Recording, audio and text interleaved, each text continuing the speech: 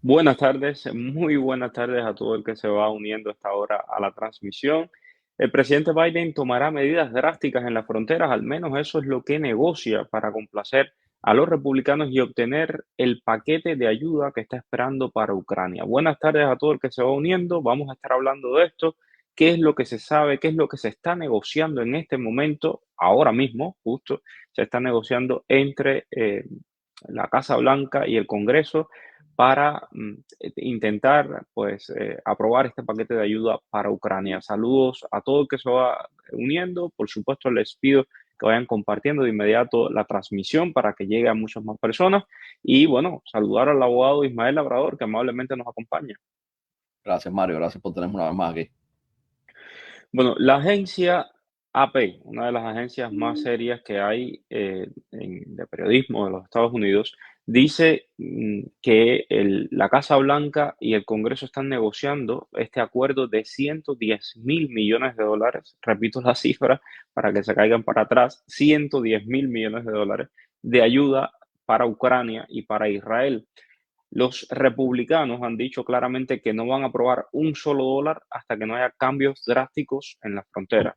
Y el presidente Biden y la Casa Blanca ha dicho que va a tomar acción y que van a complacer a los republicanos si es necesario, pero que ellos necesitan aprobar ese paquete de ayuda para Ucrania. Ahora, ¿qué es lo que se está negociando? Esto me parece sumamente interesante, ¿no? Lo que se está negociando. Fíjense ustedes, según la agencia AP, que ha podido hablar con los senadores que están y los congresistas que están negociando todo esto, entre las propuestas que se están discutiendo seriamente hay planes para permitir que los funcionarios de seguridad nacional impidan que los migrantes soliciten asilo en la frontera sur de Estados Unidos si el número total de cruces excede a la capacidad diaria de aproximadamente 5.000 migrantes.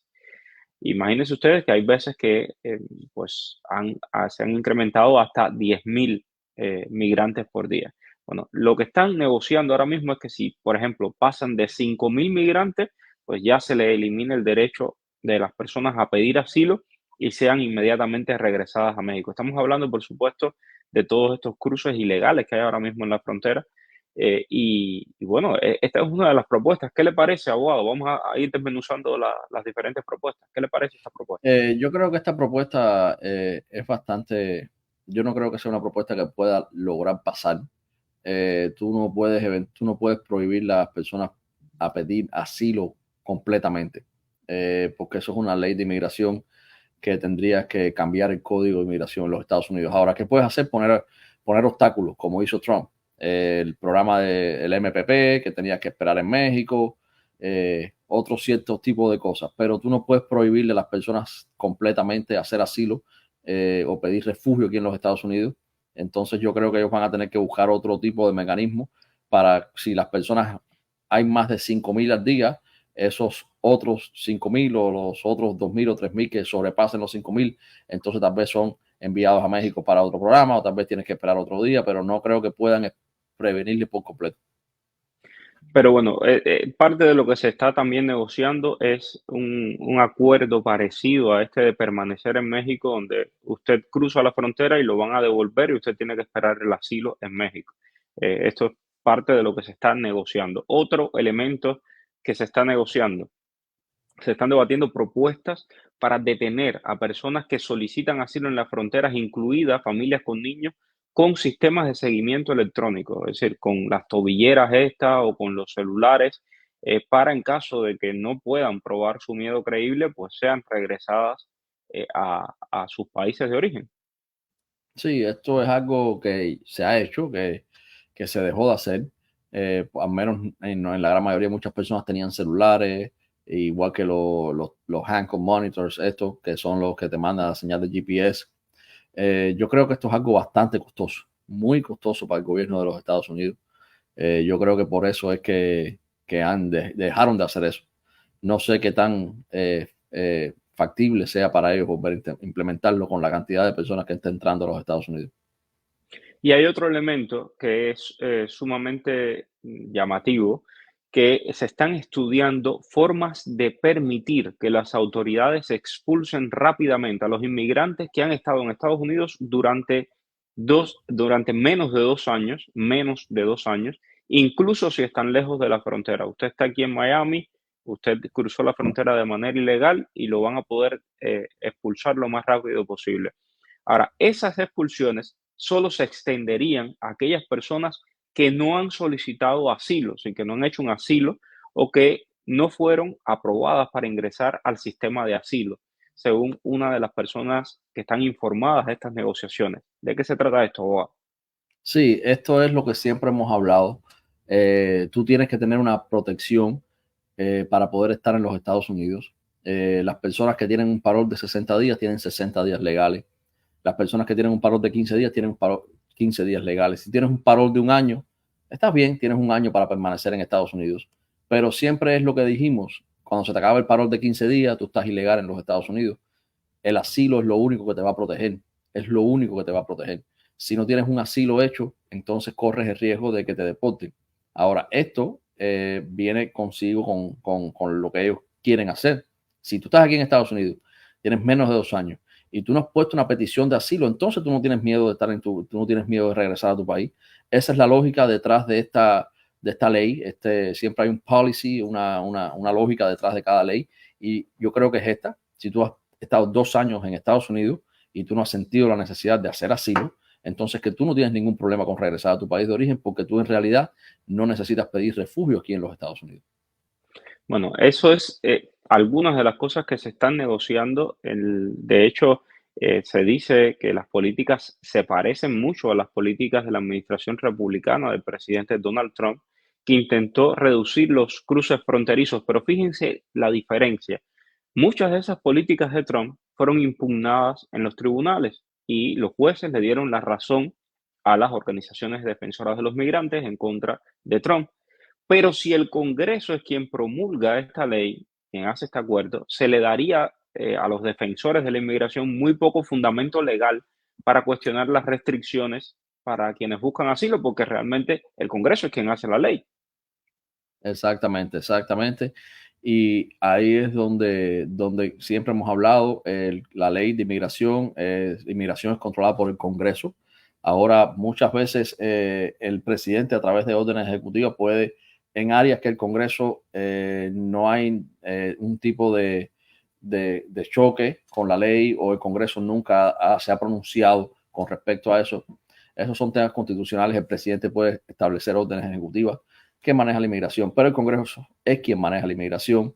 Es más difícil para las personas que van a hacer disputas contra las leyes si el Congreso es quien la toma. Ahora, que el Congreso tome una ley toma tiempo, tampoco es bien rápido. Hay un proceso que se llama el bicameralismo. Esto significa que la ley comienza en la Casa de Representantes, tiene que ser aprobada por la Casa de Representantes, tiene que ser aprobada por el Senado de los Estados Unidos y finalmente tiene que ser firmada por el presidente de los Estados Unidos. Esta es la única forma que una ley, no es la única, es la forma más fácil que la ley se convierta en ley. Es decir, tiene que pasar por estos tres procesos, y no queremos hablar de que el presidente no quiera, que es lo que hace un famoso veto, que no quiera hacer la ley, entonces tiene que virar para el Senado y ahí hacer otro proceso. Es decir, el proceso es complicado, no sucede tan rápido porque tienen que ponerse de acuerdo muchísimas personas. Ya, lo que pasa es que a diferencia de otros momentos, aquí hay hay mucha tensión porque los demócratas quieren enviar esa ayuda de inmediato a Ucrania y a Israel, y los republicanos están diciendo, ok, si tú vas a proteger la frontera de un país que no es mi país, primero tienes que proteger la frontera de mi país, y en eso están enfrascados. Hoy mismo, el principal jefe republicano de esta negociación que se está llevando, les estoy diciendo, esto está pasando ahora, si se están reunidos, están negociando ahora cuál va a ser el futuro de estas políticas. Y entonces le preguntaban, bueno, ¿cuándo se va a implementar? Dice, bueno, realmente tenemos muy poco tiempo, si no hay nada por escrito, todos son conceptos, esto es, estamos tratando de llegar a un acuerdo. Y cuando lleguemos a un acuerdo hay que sentarse, escribir ese acuerdo, y entonces ahí es que va a proceder el tema de la ley. Fíjate, otro elemento importante es que los negociadores del Senado también llegaron a un cierto acuerdo sobre elevar el umbral para las personas que soliciten asilo en las evaluaciones iniciales de miedo creíble. Es decir, para que no sea tan fácil hacer el miedo creíble. Y esto es algo que hemos trabajado y que hemos conversado muchas veces aquí, el tema del miedo creíble. Lo que quiere, fíjate, ya aquí han llegado a un punto de acuerdo. Tanto republicanos como demócratas creen que es necesario elevar el listón del miedo creíble. Abogado. Sí, yo creo que eso es algo que ellos pueden hacer. Esto, por lo general, los estándares son estándares que son puestos en vigor en el Código de Federal Regulations. Esto no es una ley, sino las regulaciones que interpretan la ley. Entonces, sí, es algo que pueden hacer un poco más rápido, igual tiene su proceso, pero también estoy seguro que va a tener sus challenges y sus disputas por organizaciones, porque hay mucho precedente legal basado en los estándares de miedo creíble, que es un estándar mucho más bajo que el de miedo razonable y que el del asilo político, el asilo como tal. Entonces, porque es imposible que una persona pueda demostrar a plena capacidad en una entrevista de 1 hora sin evidencia física que tú eres perseguido en tu país de origen. Entonces, si lo ponen con un estándar muy alto, esto va a tener unas disputas constitucionales que yo creo personalmente que van a perder, porque no le vas a dar, aunque no le vas a dar un due process, aunque los inmigrantes no tienen el mismo due process, es decir, el mismo derecho de defenderse que tienen los residentes, los ciudadanos. Hay muchas leyes y acuerdos internacionales que protegen los asilados y los refugiados. Y si tú no le das la posibilidad de presentar evidencias, entonces tú no le puedes subir el estándar. Yo creo que van a llegar a un consenso con respecto a esto, porque al final del día tampoco ellos quieren que poner algo y que sea disputado al otro día y entonces comenzar todo el proceso legal. Bueno, el senador Chris Murphy de Connecticut dijo, y además que es un negociador demócrata clave, dijo que no debe sorprender a nadie que haya demócratas que estén descontentos con algunas de las disposiciones que se estén discutiendo, pero que van a hacer un acuerdo equilibrado. Dijo, solo diría que está claro que tenemos que obtener muchos votos demócratas y muchos votos republicanos para aprobar esto, y eso significa asegurarnos de que sea un acuerdo justo.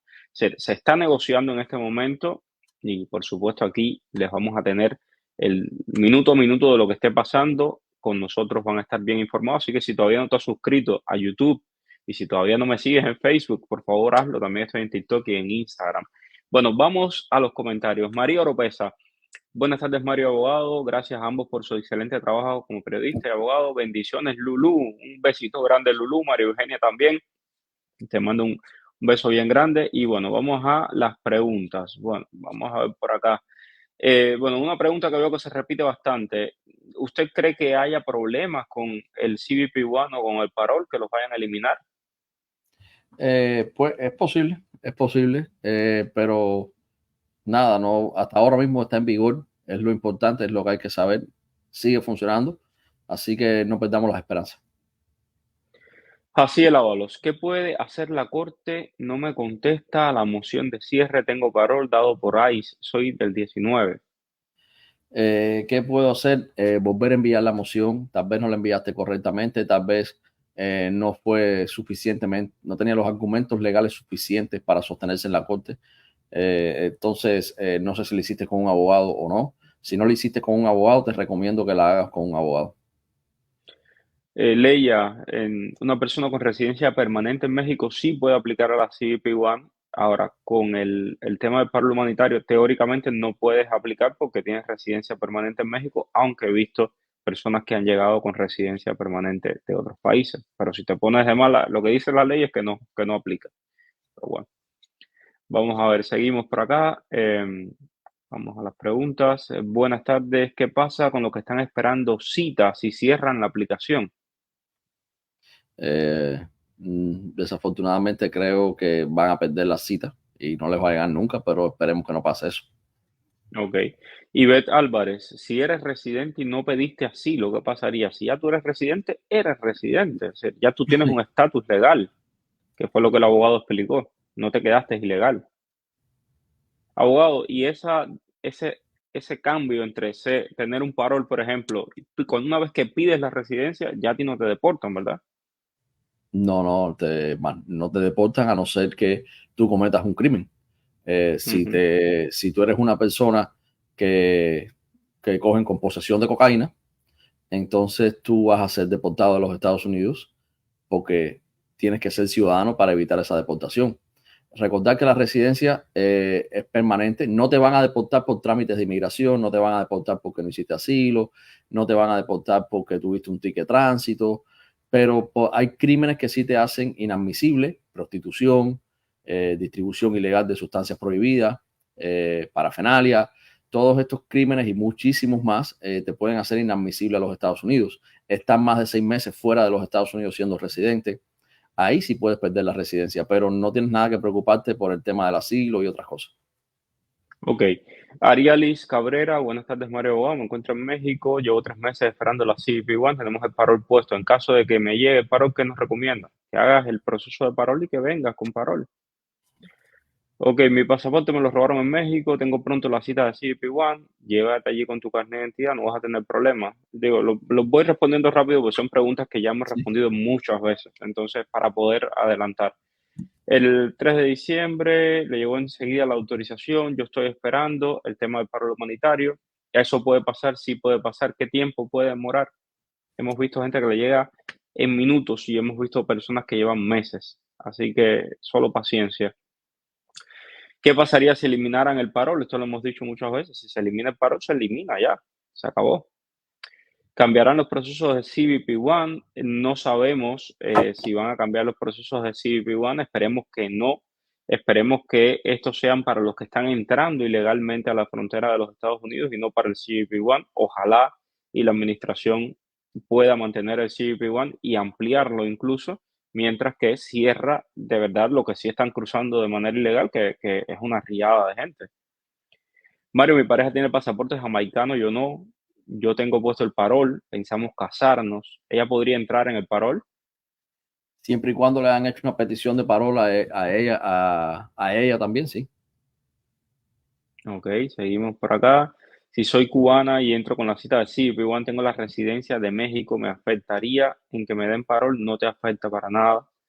Ya tengo mi fecha para la cita de CBP-1. Si me dan el parol, tengo que acogerme a asilo político. Esta es una pregunta que se repite muchas veces. Adelante, abogado. Noel, si el asilo político, tener que acogerte suena obligado y no es obligado. Tú haces asilo político si tú quieres la protección de las leyes de asilo en los Estados Unidos. Si tú eres una persona que no tienes, si no tienes una I-94 o no tienes un parol, si tú eres de otro país que no sea Cuba, que son los únicos del mundo que se pueden beneficiar del parol y acogerse a través de la ley de ajuste cubano, si quieres tener un estatus legal, una residencia, yo te aconsejo que sí hagas asilo, siempre y cuando tengas el asilo. Tú no puedes mentir en la aplicación de asilo, pero no es obligatorio hacer asilo, es recomendado hacer el asilo. Son dos palabras totalmente diferentes.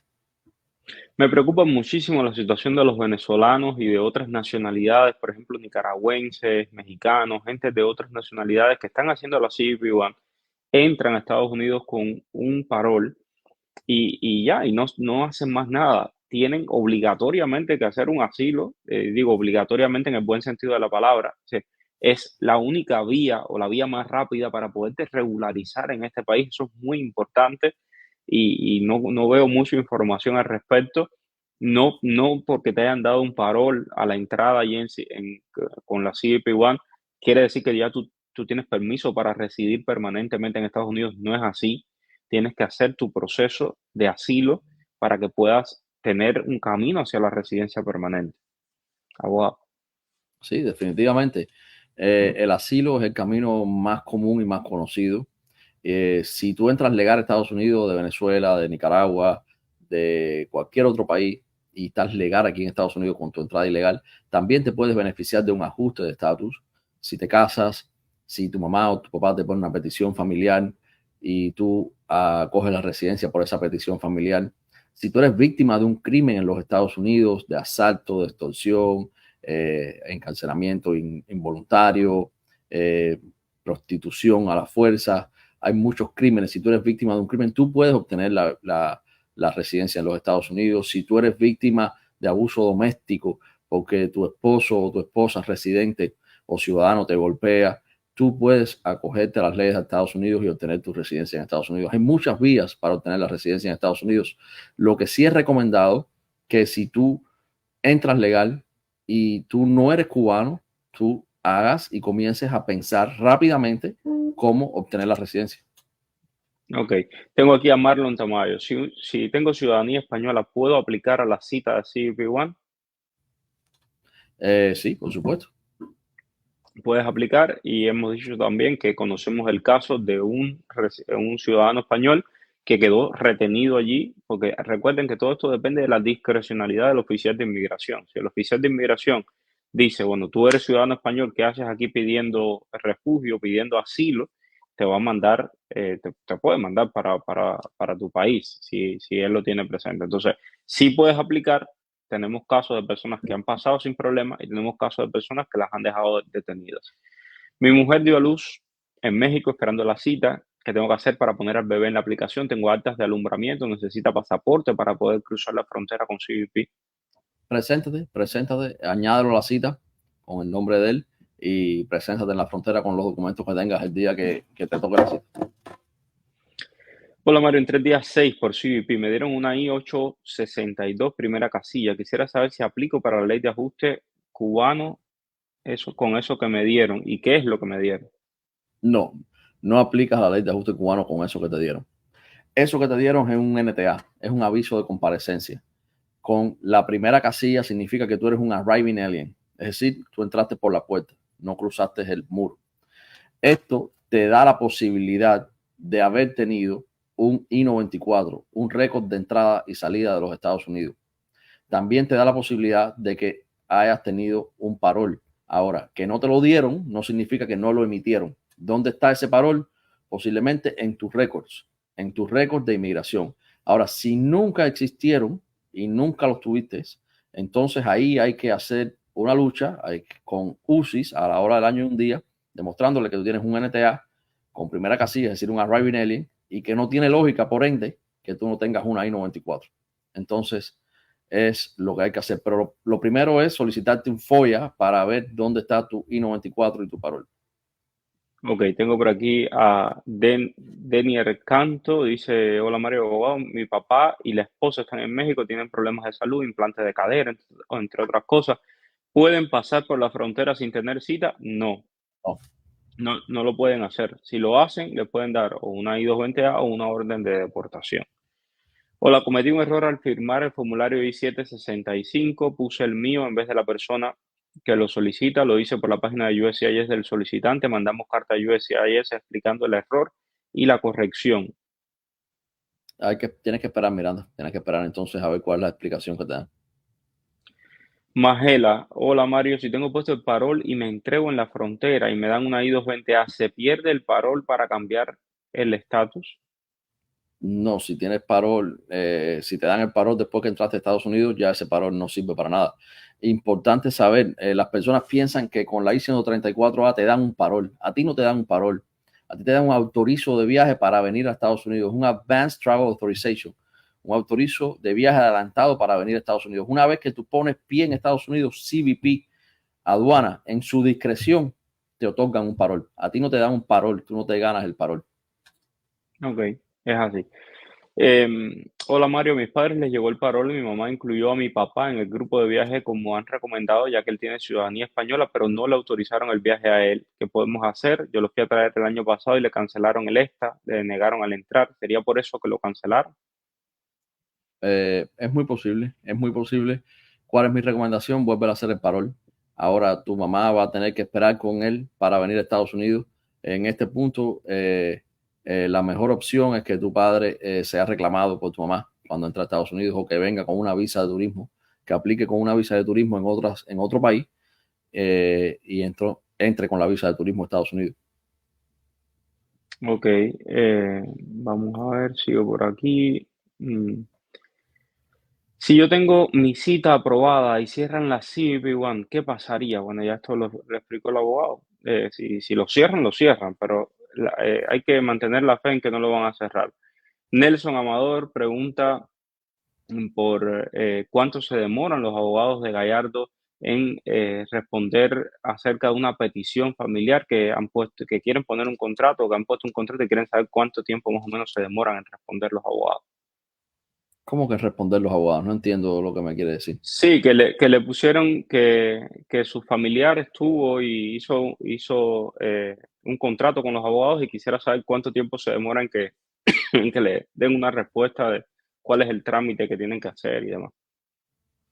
Bueno, si tú contrataste los servicios de Gallardo Law Firm, al día siguiente, a no ser que sea domingo o sábado, te van a estar llamando el abogado que va a estar trabajando en tu Ok, caso y va a presentarse y te va a dejar saber todos los documentos necesarios para el proceso que sea, cuáles son ok. los que debe tomar. Buenas tardes. Con el asilo político, si voy a Cuba, ¿corro riesgo de que no me dejen entrar a Estados Unidos? Esto ya lo hemos respondido muchas veces. Por supuesto que sí, por supuesto que sí. Ok, tengo residencia permanente en México, ¿puedo aplicar al CBP-1? Sí, puedes aplicar al CBP-1 y puedes aplicar bueno, al parol con residencia permanente. No deberías aplicar, pero bueno, si lo haces, te llegan y te dejan entrar, felicidades. Parol vencido en enero.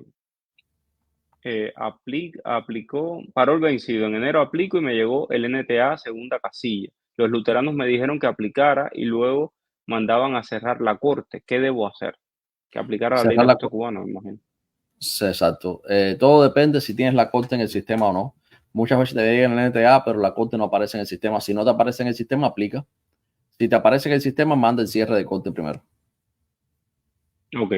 Este señor está fuera de Cuba con el parol puesto. No importa que tu parol diga que estás en Cuba, eso no tiene nada que ver. Si te llega, haz todo el proceso, móntate en el avión y ven para Estados Unidos.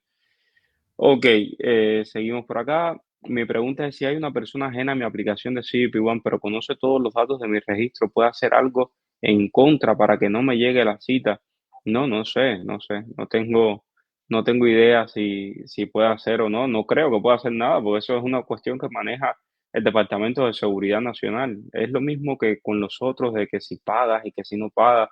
Pero, en primer lugar, y esto por enésima vez lo voy a decir, no, nunca jamás te voy a recomendar que te metas en algo ilícito. Segundo lugar, cometer un ilícito en temas migratorios te va a descalificar para convertirte en residente, para convertirte en ciudadano. Y más tarde o más temprano aquí todo se sabe. Y cuando se descubra que hicieron una ilegalidad y tu nombre quede vinculado a esa ilegalidad, el que vas a salir perdiendo eres tú. Entonces, ojo con eso.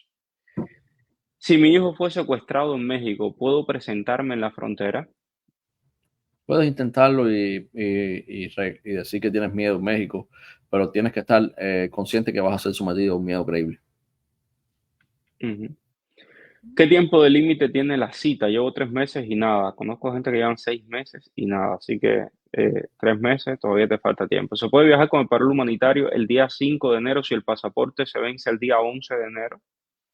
Eso depende de las aerolíneas, Marlene. Yo te aconsejo que te pongas en contacto con la aerolínea que tú quieres viajar y ellos te van a dejar saber mejor.